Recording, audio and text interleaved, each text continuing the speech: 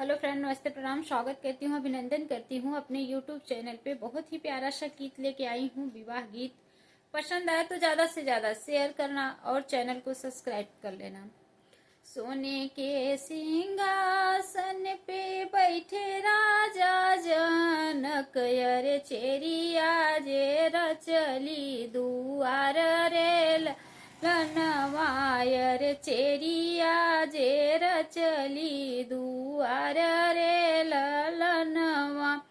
सोने के सिंहासन पे बैठे राजा जनक, अरे चेरिया जे रचली दुआर रे ललनवा।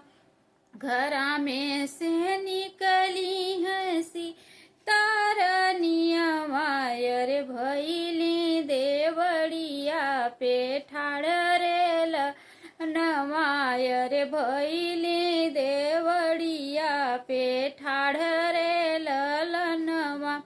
आपन झड़िया चेरिया हम दई दे तू, अरे हम जे रचिती दुआर रे ललनवा। आपन झड़िया चेरिया हम दई दे तू, महू जे रचिती दुआर रे ललनवा। घर में शेर चै सीताराम और लक्ष्मण, अरे दुआरा पे भरत भूल रे ललनवा।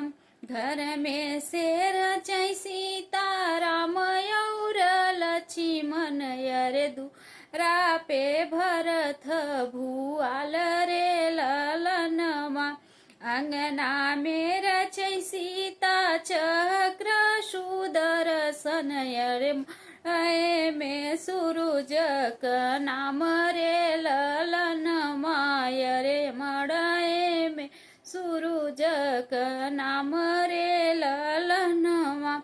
घोड़वा चढ़ल वही राम और लक्ष्मण, अरे घोड़वा चढ़ल वही राम और लक्ष्मण, अरे थाड़ भाए जनक द्वार रे ललनवा, अरे थाड़ भाए जनक दुआर रे ललनवा।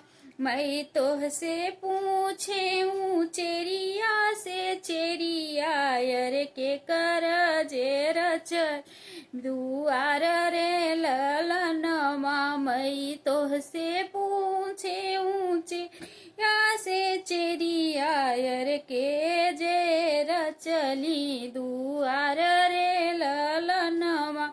जमने रहनी माँ के ब्याहन आए, अरे ऊ है जे रचली भी हरे ललनवा, अरे ऊ है जे रचल दुआर रे ललनवा। घूमी चली आजन घूमी चली बाजन, अरे चली सगरऊ बराती रे ललनवा।